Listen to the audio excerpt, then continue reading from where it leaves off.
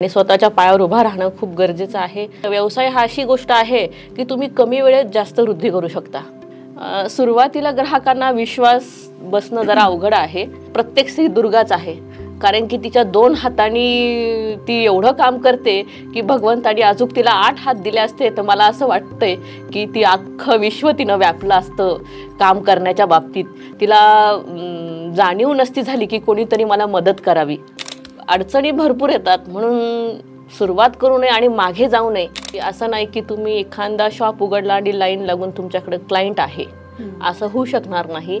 आज 2 तर उद्या 2000 नक्की असतील, एवढं मी सांगू शकते। प्रत्येक स्त्री 4 पैसे वाचवण्याचा असं तेव्हाच ती स्त्री घडते आणि तिचा संसार घडतो। जरी एक व्यावसायिक स्त्री असले तरी मी एक आई आहे, पत्नी आहे, सून आहे, तर त्या सुद्धा पार्ट्स मला निभाव लागतात। जमिनीपासून सुरुवात केली आणि उंचावर गेले तर तुम्हाला खाली बघायला भीती वाटणार नाही, पण तुम्ही डायरेक्ट वरती गेले तर खाली पडायची भीती वाटते। लोक काय म्हणतील हे दुकान झाडण्यापासून सुरुवात करा, तुम्हाला वरती गेल्यानंतर काहीच वाटणार नाही। मी खाली पडले तर पडू द्या, कारण मला माहिती आहे खाली मला दुकान झाडून पुसून मला परत उभा राहायचंय।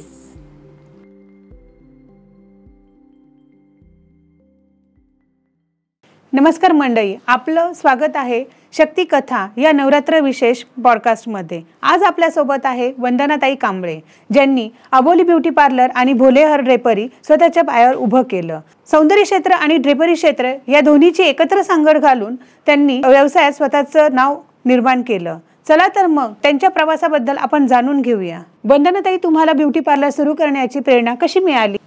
ॲक्च्युली काहीतरी करण्याची धडपड, की आपल्याला काहीतरी करायचं आहे। जॉब जर केला तर पूर्ण वेळ माझा बाहेर जाणार, आणि व्यवसाय केला तर मी माझ्या फॅमिली आणि स्वतःची बी मी वृद्धी करू शकते आणि माझ्या फॅमिलीला पण मी बघू शकते। त्यामुळे आता काय करायचं ते मी विचारच करायचे की आता काय करायचं बुवा। जेव्हा लग्न झालं त्यावेळेचा नंतरचा वेळ खूप असा चालला होता आणि काहीतरी करण्याची धडपड होती की आता मी जॉब करावा, पण जॉब करण्याचा विचार करायला तर मग खूप माझा वेळ बाहेर चालला होता। मी माझ्या घरापासून मग तेवढा वेळ देऊ शकत नव्हते। मग आणि स्वतःला तरी काहीतरी सिद्ध करायचं आहे, स्वतः काहीतरी करायचं आहे। आपण एवढं एज्युकेशन घेतो, काय घेतोय, तर मग काही करू शकत नाही आणि स्वतःच्या पायावर उभा राहणं खूप गरजेचं आहे।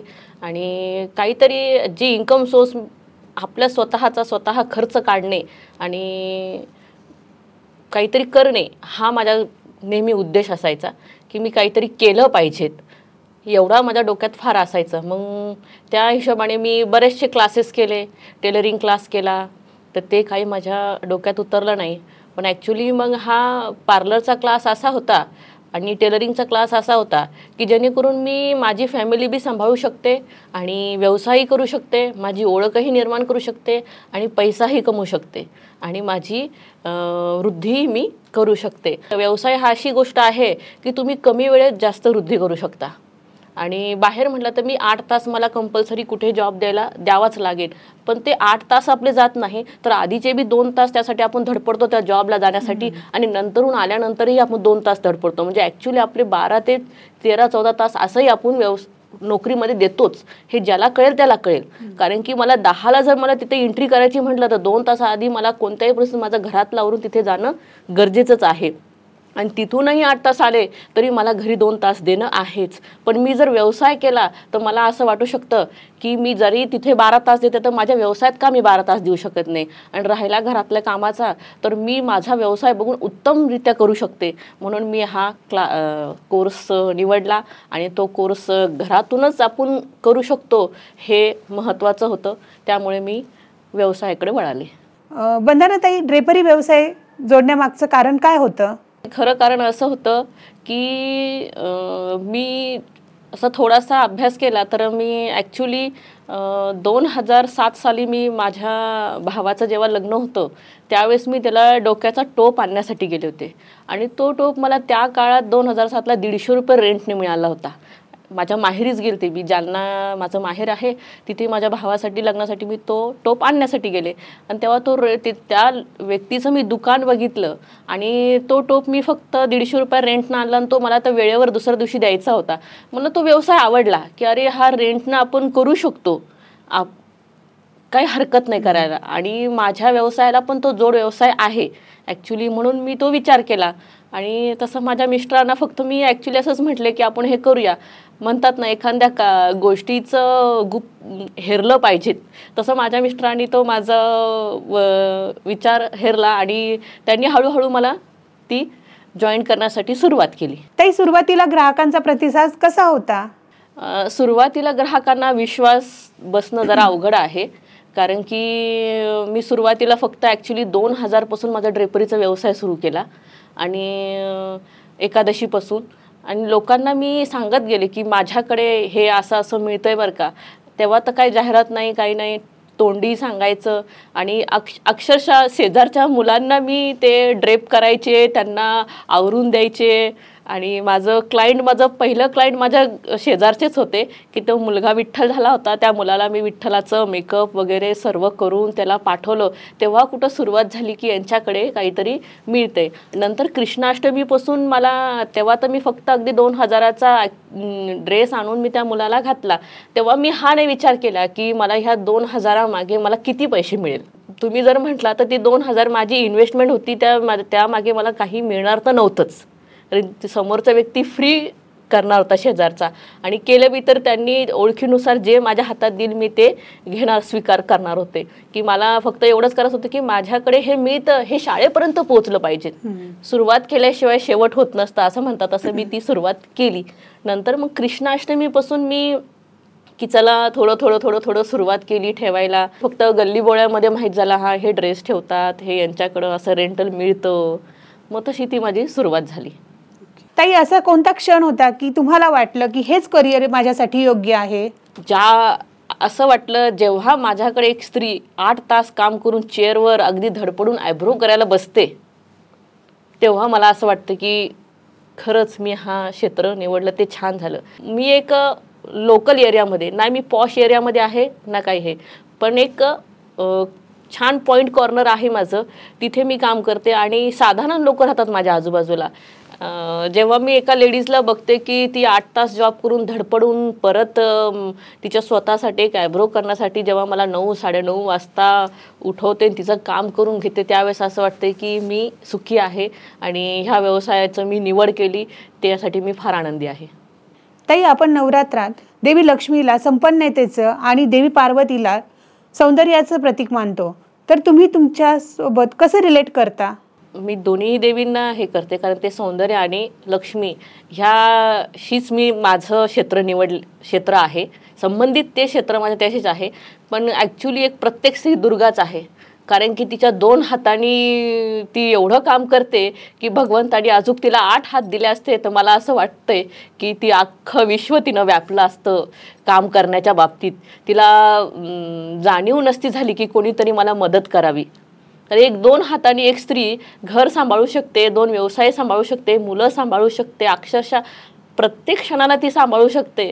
तर मला असं वाटतं की दुर्गादेवीशी रिलेटेड मी करावं, कारण की तिला 8 हात आहे. भगवंताला म्हणे की पुढच्या जन्मी प्रत्येक स्त्रीला 4 हात तरी द्यावे. कारण 2 हाताने ती भरपूर कामं करते, पण अजून 2 दिलं तर मला असं वाटतं मी आणखीन प्रगतीच्या झेपाला जाईल. बाकी काही नाही. भरपूर अडचणी येतात, शेवट अडचणी भरपूर येतात, म्हणून सुरुवात करू नये आणि मागे जाऊ नये हे मला असं वाटतं. कारण की प्रत्येक ॲक्च्युली कधी व्यवसायाशी मी रिलेटेड नव्हते. विवाहाच्या आधी मी कधी काही व्यवसाय वगैरे केलेला नाही आहे. पण लग्न झाल्यानंतर मिस्टरांना खूप व्यवसायाचा अनुभव होता, त्या व्यवसायाच्या अनुभवावरून मी केला आणि अडचणी भरपूर आल्या. मला आनंद एवढा वाटायचा की असं काही नाही की दिवसभरात मला 1000-2000 असे व्यवसाय यावा. पण सुरुवातीला एक आयब्रो केली तरी मी 20 रुपये कमवले. ह्या 20 रुपयाच्या कमाईच्या याने आनंद व्हायचा आणि आनंदाचा असं वाटायचा. क्लायंट कमी असो का जास्त असो, पण करणं महत्त्वाचं आहे आणि त्या उत्पन्नाचा आनंद महत्त्वाचा आहे. आणि अडचणी भरपूर येतात. लोकांना तुमच्यापर्यंत विश्वास बसायला वेळ लागतो, कारण त्यांना असं वाटतं जमेल का नाही जमेल. आता एवढे पहिले असे शेजार पाजारचे लोकांना सुद्धा वाटत नव्हतं की मी करते म्हणून. तेव्हा ॲक्च्युली माझ्या गल्लीबोळीतले मला एवढे क्लायंट नव्हते, बाहेरचे क्लायंट होते. आणि ते आता बाहेरचेच धरून इकडचे पण आहेत, भरपूर आहे आता क्लायंट. म्हणजे विश्वास बसायला थोडा वेळ लागतो आणि तो विश्वास बसूच तर तुम्हाला थोडासा दम धरावा लागेल, एवढं मी सांगेल. कारण की असं नाही की तुम्ही एखादा शॉप उघडला आणि लाईन लागून तुमच्याकडे क्लायंट आहे, असं होऊ शकणार नाही. आज 2 तर उद्या 2000 नक्की असतील, एवढं मी सांगू शकते. पण त्यासाठी तुम्हाला थोडा वेळ देणं गरजेचं आहे आणि थोडासा सबर ठेवणं फार गरजेचं आहे. ज्यावेळेस मी व्यवसाय सुरू केला त्यावेळेस हा व्यवसाय लोकांपर्यंत पोहोचण्यासाठी की काय करायला पाहिजे काय नाही. आता मी तर हा शॉप उघडलाय, पण हा शॉप तर फक्त माझ्या गल्लीबोळीपर्यंतच मर्यादित राहिलेला आहे आणि बाकीच्या ठिकाणी तर गेला नाही हा व्यवसाय. लोकांना कसं कळेल की मी हा व्यवसाय करते आणि माझ्याकडे ही वस्तू आहे. म्हटलं आता नाही, आता कुठं आपल्याला काही पेपर द्यायचा नाही परीक्षेचं की जेणेकरून मी घाबरायला पाहिजेत माझ्या व्यवसायाबद्दल. म्हणून मी सहज माझे मिस्टर म्हटले की आपण चला जाऊया म्हणे, आता कुठंतरी शाळेमध्ये जाऊया. आणि जेव्हा मी पहिल्यांदा एका शाळेत गेले होते, विरगावची कोणती तरी शाळा होती, त्या शाळेमध्ये मी जेव्हा गेले आणि माहिती द्यायला लागले, आता मला प्रश्न पडला की माहिती काय द्यायची यांना. तिथेच प्रश्न पडला की माहिती काय द्यायची त्यांना. मग स्वतःलाच प्रश्न केला, नाही आता आपल्याला असं असं आपल्या व्यवसायाबद्दल सांगायचं आहे, त्या सरांना नमस्कार करायचा आहे, असं असं त्यांना बोलायचं आहे. आणि मग मी ती सुरुवात केली त्यांना सांगायची. ॲक्च्युली त्या सरांनी मला 2 मिनिटं वेटिंग करायला लावलं आणि अख्खी शिक्षक बसवले ना माझ्यासमोर. आता मला वाटलं की एका जणाला बोलायचं आहे, बोलू शकतो आपण. अरे इथे तर शिक्षकाची फौज बसली एक इकडून आणि त्या सरांनी अक्षरशः इतकं छान आदर, म्हणजे प्रामाणिक ग्रामीण शाळेचे शिक्षक होते, पण त्यांनी अक्षरशः मॅडम थोडं 5-10 मिनिटं थांबा, आमची थोडीशी आता ब्रेक होणार आहे आणि थोडासा ब्रेक होणार आहे, तर तुम्ही तेव्हा त्यांना सांगा आमच्या शिक्षकांना. आणि ते प्रिन्सिपल खरंच मला एक वेगळा आत्मविश्वास देऊन गेले. इतकं भारी आत्मविश्वास की तेव्हा असं वाटलं की आता मी मागे वळून बघणार नाही. त्यांनी मला त्यांच्या ऑफिसमध्ये बोलवलं, स्टाफ रूममध्ये, इकडून शिक्षक बसवले तिकडून शिक्षक बसवले आणि त्यावेळेस माझ्या पायाखालची थरथर व्हायला लागलं. आता काय करायचं, यांना कसं बोलायचं. पण नंतर मी स्वतःला सावरलं आणि म्हटलं नाही, मला माझ्याबद्दल काहीतरी बोलावंच लागणार आहे. आता मी इथपर्यंत आणले तर नाहीतरी म्हणेन ही लेडीज बोलायचं नव्हतं तर मग इथे कशाला आली. तर मग ते इकडे शिक्षक बसले तिकडे बनले. म्हटलं ठीक आहे म्हणे, मॅडम सांगा तुम्ही कशासाठी आले होते, तुम्ही काहीतरी मला सांगत होते. म्हटलं ठीक आहे. मग त्यावेळेस मी माझं एक छोटंसं कार्ड बाहेर काढलं आणि स्वतःला सावरलं आणि मला काय बोलायचं अगदी मनापासून शांततेत मी त्यांच्याशी बोलले की माझं नाव वंदना कांबळे आहे, मी संगमनेर रंगार गल्लीमधून आलेली आहे आणि येत्या 2 वर्षापासून मी हा व्यवसाय सुरू केलेला आहे की ड्रेपरीचा हा व्यवसाय सुरू केलेला आहे की जो सांस्कृतिक कार्यक्रमासाठी तुमच्या स्कूलमध्ये, मग तुम्ही शिवाजी महाराज असाल, लोकमान्य टिळक असाल, ग्रुपचा असो काही असो, तर कृपया मला संपर्क साधा. मी तुम्हाला योग्य आणि चांगल्या दरामध्ये व चांगली सेवा देण्याचा मी तुम्हाला प्रयत्न करेल, असं मी जेव्हा त्यांना बोलले. आणि एवढ्या शिक्षकांसमोर बोलायची पहिल्यांदा मला तिथे अनुभव आला आणि तेव्हा मला खरं असं वाटलं की मी मागे फिरून बघणार नाही आता, की मी एवढ्या शिक्षकांसमोर बोलते म्हणजे मी वळू शकत नाही, आता मला इथून पुढे जायचं आहे. तिथून माझी भीती संपली. ताई, 2 बिझनेस तुम्ही एकत्र सांभाळत होतात, तर आलेल्या अडचणींवर तुम्ही मात कशी केली? जेव्हा तुम्हाला एकाच वेळी 2 क्लायंट येतात त्यावेळेस तुम्ही दोन्ही क्लायंटला कशा पद्धतीने रिक्वेस्ट करता आणि त्या दोन्ही मधला एक कोणता थांबण्यासाठी तयार आहे हे महत्त्वाचं आहे. भरपूर वेळा अशी अडचणी आलेल्या आहे की दोन्ही वेळा एकच क्लायंट आलेले, तर एका क्लायंटला तुम्ही प्लीज थांबू शकता का 10 मिनिटं, मी ते क्लायंट करू का, किंवा त्या क्लायंटला विचारते की मी किती वेळ तुमच्याकडे वेळ आहे, की मी ह्या क्लायंटला मला एवढा वेळ लागेल. कधी कधी आपल्याला माहीत असतं हा क्लायंट मला किती वेळ घेणार आहे आणि हा क्लायंट मला किती वेळ घेणार. तर दोन्ही क्लायंटला एकदा विचारून व तुमच्या तोंडावरची साखर तुम्हाला ठेवावं लागेल की दोन्ही क्लायंटला तुम्ही विचारून आणि प्रेमाने विचारलं तर मला असं वाटतं की क्लायंट पण ऐकतात आणि मदत होते मला दोन्ही क्लायंट सांभाळण्याची. ताई, तुम्ही ग्राहकांचा विश्वास कसा मिळवला? माझं प्रामाणिक काम. मी आतापर्यंतही माझ्या 20 वर्षाच्या करिअरमध्ये कधीच ऑफर नाही दिले. माझं असं म्हणणं आहे की ऑफर देण्यापेक्षा तुम्ही काम किती चांगलं करता. ऑफर देणं म्हणजे तुमच्याकडे क्लायंट नाही, मला तरी स्वतःला असं वाटतं. कारण ऑफर गरजच नाही आहे. जर तुम्ही चांगलं काम करत असाल तर ऑफरची गरजच नाही आहे. स्त्री म्हटलं की ऑफर्स आणि फ्री ह्या गोष्टी प्रत्येक स्त्रीच्या डोक्यात फिट्ट असतात की अरे एखाद्या ब्लीचसोबत आयब्रो फ्री भेटलं तर 30 रुपये वाचून जाईल, 40 रुपये वाचून जाईल. हे योग्य आहे, मी म्हणत नाही की ते योग्य नाही आहे. प्रत्येक स्त्री 4 पैसे वाचवण्याचं असं तेव्हाच ती स्त्री घडते आणि तिचा संसार घडतो. पण ऑफरसाठी खूप डिमांड असतात किंवा मला आजूबाजूच्या ऑफर्स पण कळवतात की अरे इकडे ही ऑफर आहे, तिकडे ऑफर आहे. म्हणते मॅडम तुम्ही मला 2 पैसे कमी द्या पण ऑफर्स माझ्याकडे नाही आहे. माझं काम बघा, काम कसं वाटलं ते बघा, आणि नाही आवडलं तरी चालेल. त्या ऑफरसाठी मी समोरच्याला भुरळ पाडत नाही बा की असं करा तसं करा, मी तुम्हाला याच्यासोबत हे फ्री देते त्याच्यासोबत ते फ्री देते. मी आतापर्यंत माझ्या 20 वर्षाच्या करिअरमध्ये खरंच ऑफर आतापर्यंत नाही ठेवली. हां एवढं आहे, तुम्ही 2 पैसे कमी देऊन माझ्याकडे काम करा. तुमच्याकडे पैसे नाही आहे तर, किंवा तुम्हाला ऑफर हवी असेल तर माझ्याकडे ह्या कमी रेटचं पण आहे, मिडल रेटचं पण आहे आणि जास्त रेटचं पण आहे, पण ऑफर्स नाही आहे. काही लोक ब्युटी प्रोडक्टबद्दल कोणता मोठा गैरसमज बाळगतात? बरेच जणांना असं वाटतंय की ब्युटी प्रोडक्ट म्हणजे हार्मफुल आहेत किंवा बाई आता म्हणजे आता तर मुलींना खूप नॉलेज आहे आत्ताच्या, कारण की तुम्ही फक्त म्हटलं तरी ते गुगल सर्च करतील. पण पहिले असं होतं की नको बाई ते करायला, ब्लीच करायला, फेशियल करायला, असं होईल तसं होईल, मला सवयच नाही आहे, मी कधी केलंच नाही आहे, मग केल्यानंतर काय होईल, याच्यानंतर केल्यावर काही होईल का, हे प्रत्येक स्त्रीला प्रश्न पडतो. आणि हे वापरलं तर काय होईल, हे कसं होईल. ॲक्च्युली ब्युटी प्रोडक्ट हे तुमच्या स्किन नॉलेजनुसार जर तुम्ही घेतलं तर कोणताच ब्युटी प्रोडक्ट हा वाईट नाही आहे. पण तुम्ही ऑइली स्किनला ड्राय दिलं आणि ड्राय स्किनला ऑइली दिलं तर तिथे तुम्हाला प्रॉब्लेम येऊ शकतो. प्रत्येक स्किनचे बी भरपूर प्रकार असतात, टाईप असतात, ड्राय ऑइली कॉम्बिनेशन. पण तुम्ही स्वतःचं स्किन ॲनालाइज करून आणि प्रोडक्टसुद्धा तुम्ही जे घेताय ते ॲनालाइज करून जर केलं तर कोणतंच ब्युटी प्रोडक्ट हा वाईट नाही आहे आणि खराबही नाही आहे. फक्त नॉलेज असणं खूप गरजेचं आहे, महत्त्वाचं आहे, आणि त्यानुसार यूज केलं तर प्रॉब्लेम्स कुठेच नाही आहे. तुमच्या दृष्टीने खरं सौंदर्य काय आहे? खरं सौंदर्य ॲक्च्युली आहे ना तुमचे विचार महत्त्वाचे आहे. असं काही नाही मी ह्या व्यवसायात आहे म्हणजे रेग्युलर मी लिपस्टिक लावूनच माझ्या पार्लरमध्ये उभी राहिली पाहिजे. ॲक्च्युली मी जरी एक व्यावसायिक स्त्री असले तरी मी एक आई आहे, पत्नी आहे, सून आहे, तर त्यासुद्धा पार्ट्स मला निभावं लागतात.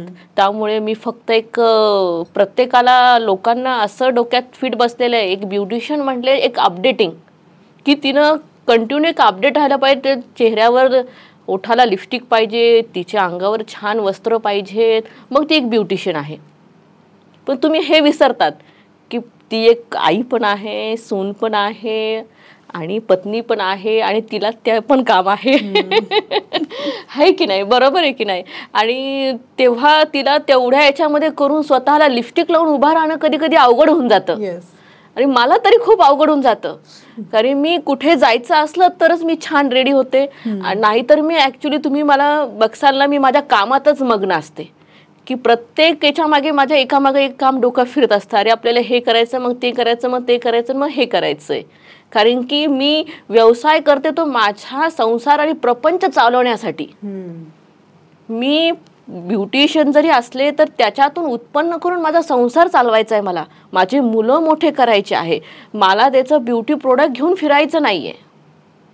माझा हा स्वतःचा प्रामाणिक विचार आहे.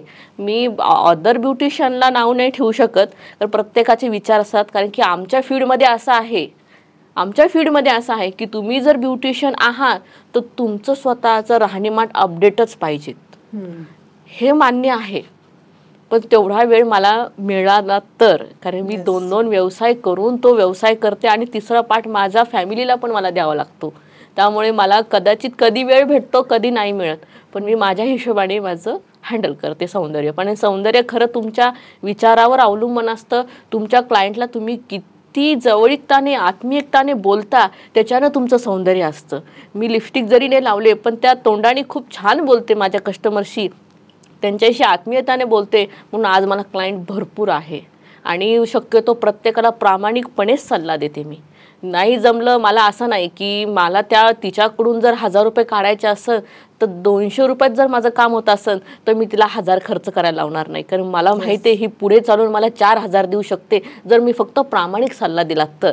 कारण प्रत्येक आता ब्युटिशियनला असं वाटतं आला की कापा बकरा, तसं जर केलं तर तुमचं प्रोडक्ट जे आहे क्षेत्र त्यात लवकर तुम्हाला त्याच्यामध्ये कमी वृद्धी होईल.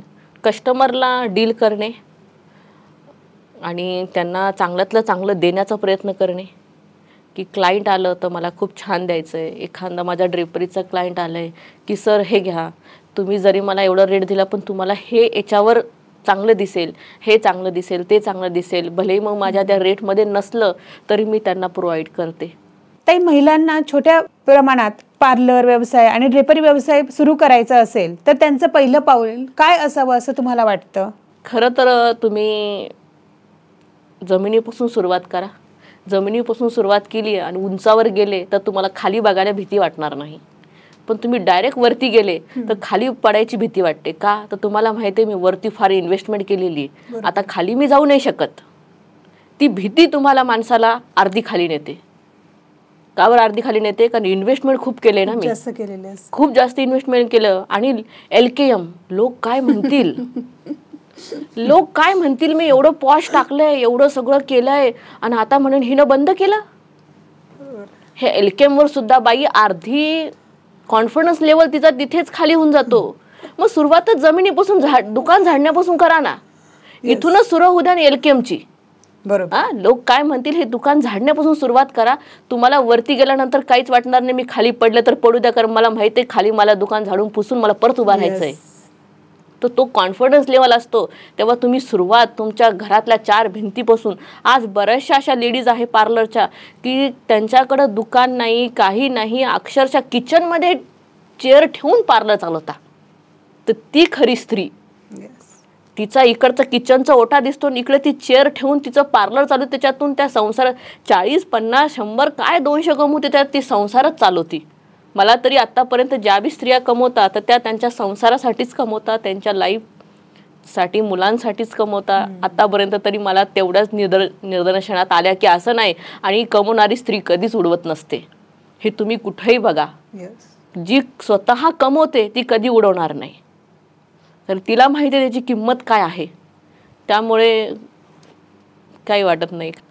समोरच्याने शिव्या दिल्या तरी तुम्ही प्रेमानेच बोलले पाहिजेत, तर तुमचं नातं एकदम घट्ट, ते तुटणारच नाही. कारण की म्हणतात ना, जर तुम्हाला समोरचा कितीही बोलला तर तुम्ही हो किंवा नाही, ठीक आहे सर मी पुढच्या वेळेस तुम्हाला नक्कीच ते बदलून देईल, पुढच्या वेळेस आणखीन चांगलं काम करेल.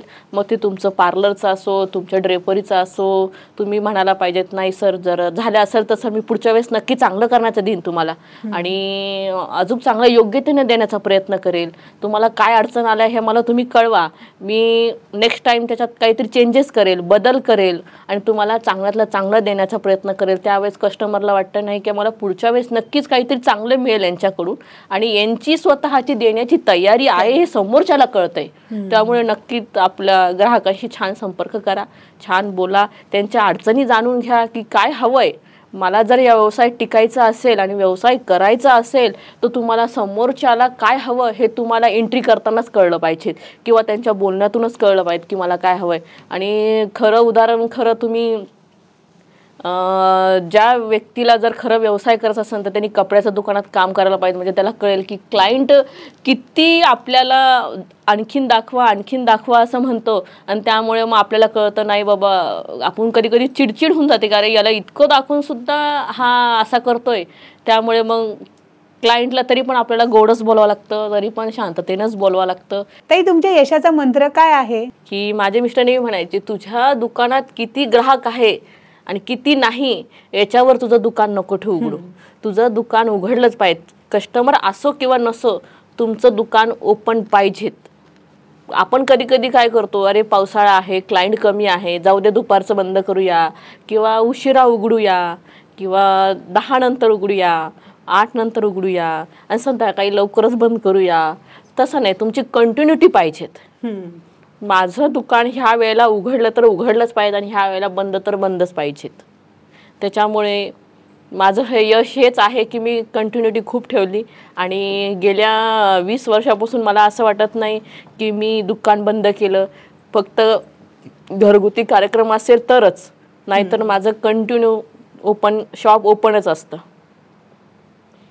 आजच्या नवदुर्गा वंदनाताई कांबळे यांनी सिद्ध केलं, ध्येय, जिद्द, मेहनत आणि ग्राहकांशी जिव्हाळा असेल तर 2 व्यवसाय एकत्रित करून यश मिळवता येतं. चला तर मग भेटूया पुढच्या भागामध्ये एका व्यवसायी नवदुर्गेसोबत तिचा प्रेरणादायी प्रवास जाणून घेण्यासाठी.